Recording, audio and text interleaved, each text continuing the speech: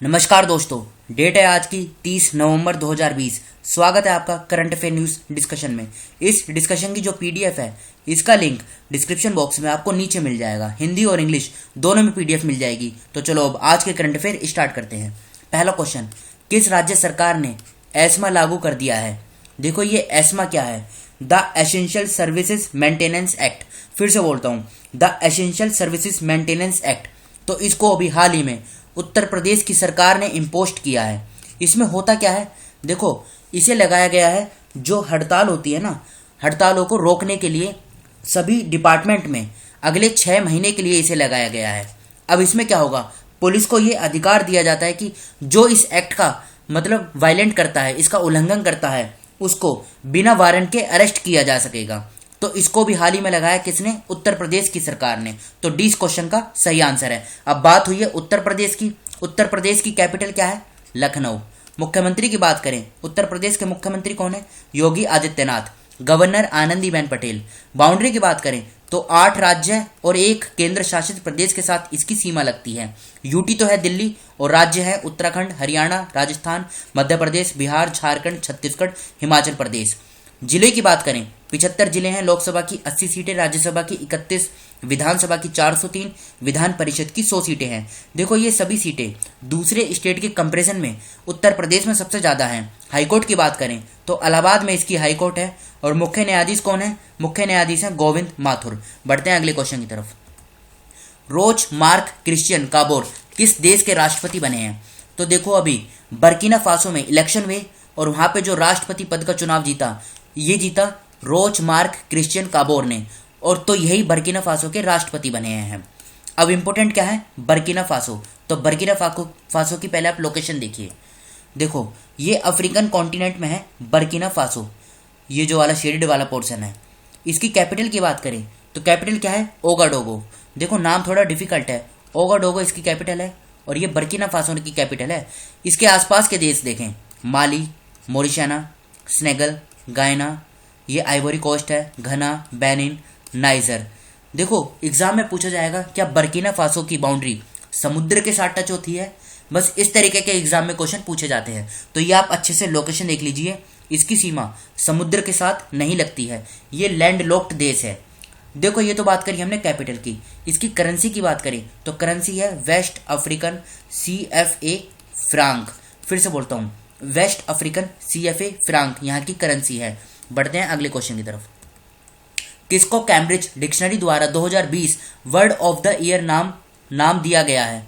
तो देखो ये जो कैम्ब्रिज डिक्शनरी है ना, इसकी वेबसाइट पर सबसे ज़्यादा ये क्वारंटाइन वर्ड इसी को सर्च किया गया और यही फिर निकल कर आया। और इसीलिए अब कैम्ब्रिज डिक्शनरी ने ये जो क्वारंटाइन वर्ड है इसी को 2020 के लिए वर्ड ऑफ द ईयर नामित किया है। देखो अभी हमने कुछ टाइम पहले पढ़ा था, जो कॉलिंस डिक्शनरी है ना, कॉलिंस डिक्शनरी ने लॉकडाउन को वर्ड ऑफ द ईयर 2020 के लिए नामित किया था। तो याद रखेगा, कॉलिंस डिक्शनरी के द्वारा लॉकडाउन को 2020 का वर्ड ऑफ द ईयर नामित किया गया है और कैम्ब्रिज डिक्शनरी के द्वारा क्वारंटाइन को 2020 के लिए वर्ड ऑफ द ईयर चुना गया है। अब बढ़ते हैं अगले क्वेश्चन की तरफ।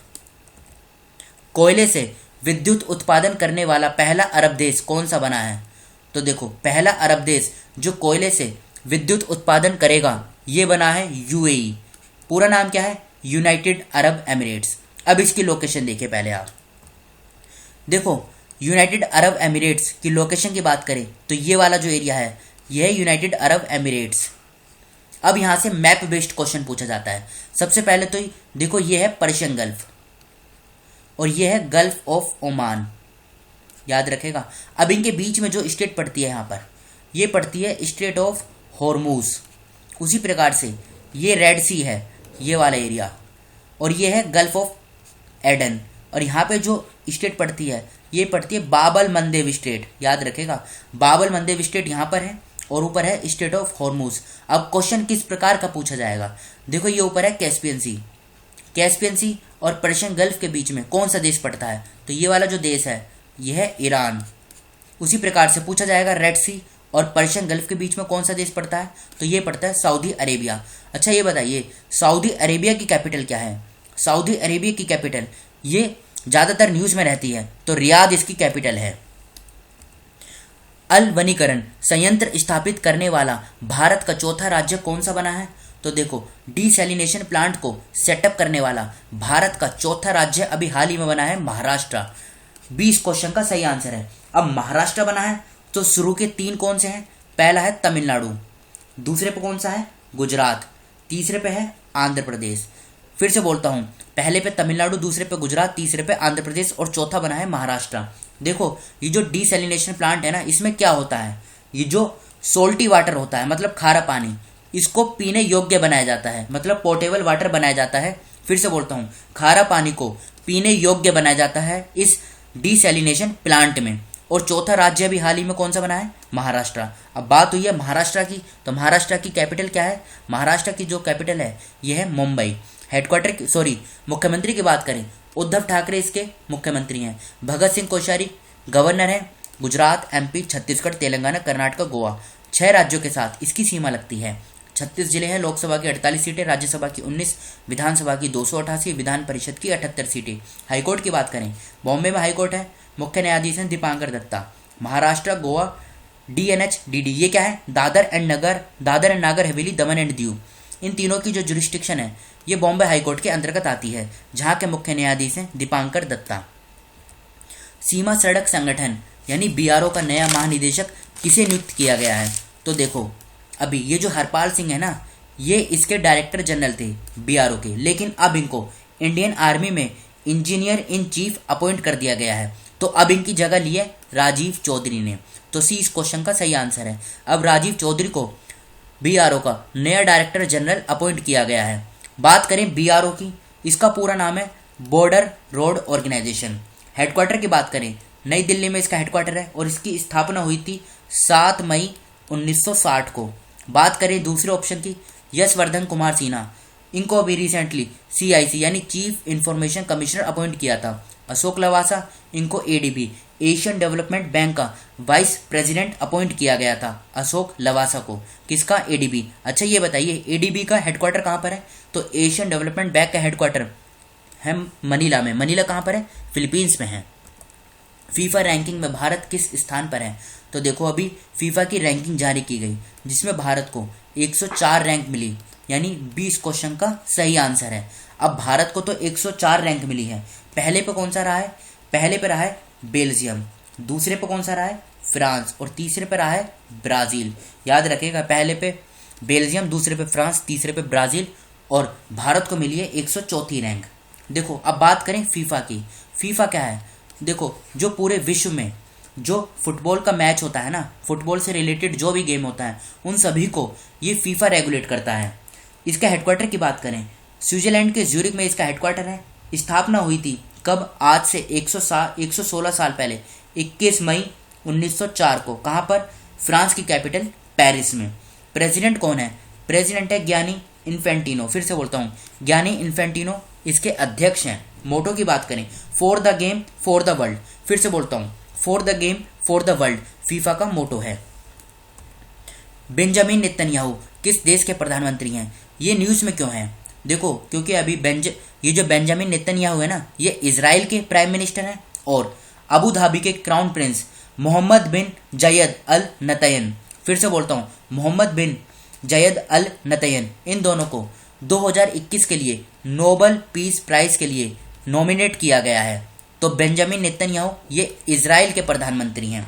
अच्छा ये बताइए, इजराइल की कैपिटल क्या है? देखो, लोकेशन इसकी बाद में देखेंगे, अभी आगे देखेंगे। पहले आप ये बताइए, नोबल पीस प्राइज 2020 में किसको दिया जाएगा? तो ये दिया जाएगा वर्ल्ड फूड प्रोग्राम को।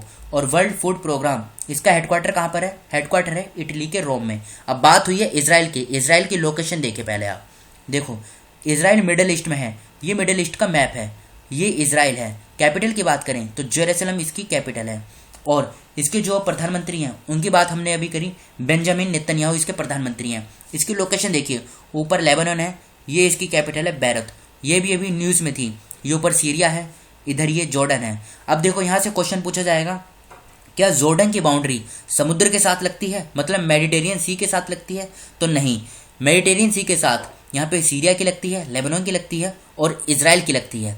देखो, जैसे ये अलीपो, दमास्कस, ऊपर ये जेरूसलम, इस तरीके की ये जो सिटी होती है ना, इनको जानना बहुत ज़रूरी है कि ये किस देश में आती हैं। तो एलिप्पो और डेमास्कस ये सीरिया में है, उसी प्रकार से जेरूसलम इज़राइल में है, ये इधर ईरान है, सऊदी अरेबिया, इजिप्ट और ये मेडिटेरियन सी है, और यह है सिप्रस। एग्जाम में एक बार पूछा गया था कि सिप्रस की लोकेशन कहाँ पर है, तो ये मेडिटेरियन सी में आता है ये आइलैंड।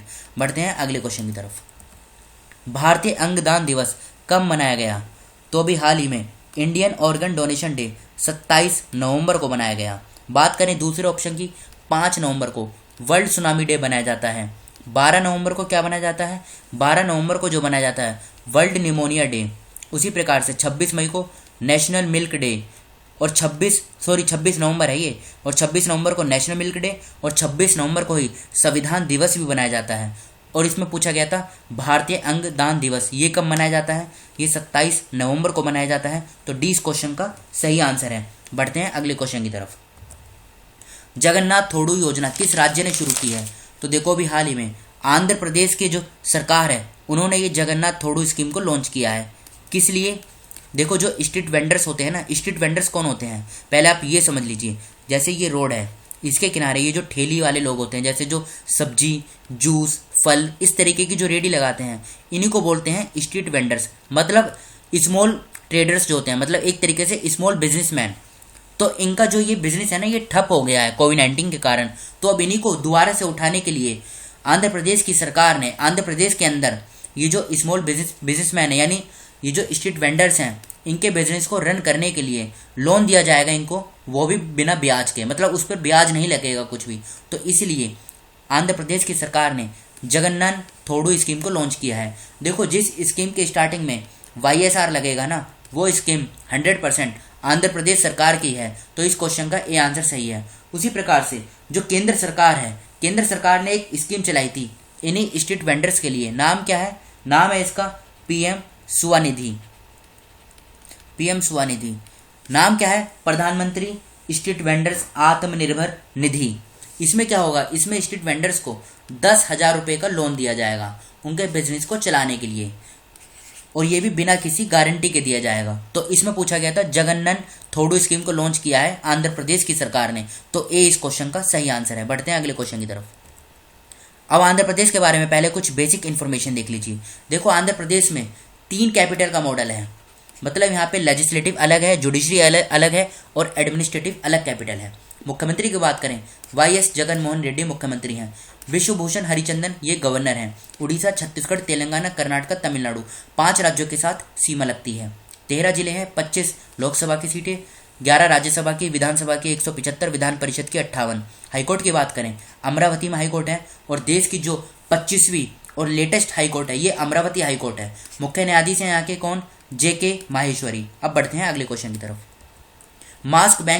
मास्क बैंक का उद्घाटन कहाँ हुआ है? तो अभी हाल ही में मास्क बैंक का उद्घाटन हुआ है दिल्ली में। यहाँ पर क्या होगा? जिन लोगों के पास मास्क नहीं है और उनको ज़रूरत है तो वो यहाँ से मास्क ले सकेंगे, और जो भी इंसान मास्क को डोनेट करना चाहता है तो वो यहाँ पर डोनेट भी कर सकेगा। देखो जैसे बैंक होता है ना, पैसे निकालना और पैसे डालना, उसी प्रकार से यहाँ से मास्क ले भी सकेंगे और मास्क दे भी सकेंगे, यहाँ पे डोनेट कर सकेंगे। तो ये दिल्ली में इसका उद्घाटन हुआ है। अब बढ़ते हैं अगले क्वेश्चन की तरफ। देखो अब ये एक रिवीजन क्वेश्चन है कल का। किस राज्य ने चक्रवात निवार के कारण, ये जो अभी ट्रॉपिकल ये जो साइक्लोन आया था ना निवार, इसके कारण हुए नुकसान के लिए मुआवजे के पैकेज की घोषणा की है? तो अभी हाल ही में तमिलनाडु की सरकार ने जो नुकसान हुआ है इस निवार साइक्लोन से, इसके लिए कंपेंसेशन पैकेज की अनाउंसमेंट की है। तो इस क्वेश्चन का सही आंसर है। तो फिलहाल इस डिस्कशन को हम यहीं पर रोकते हैं। जो स्टूडेंट नए हैं या फर्स्ट टाइम चैनल पर विजिट किए हैं वो इस चैनल को सब्सक्राइब कर लीजिए, जिससे नई वीडियो अपलोड होते ही उसका नोटिफिकेशन सबसे पहले आपको मिल सके। Thank you.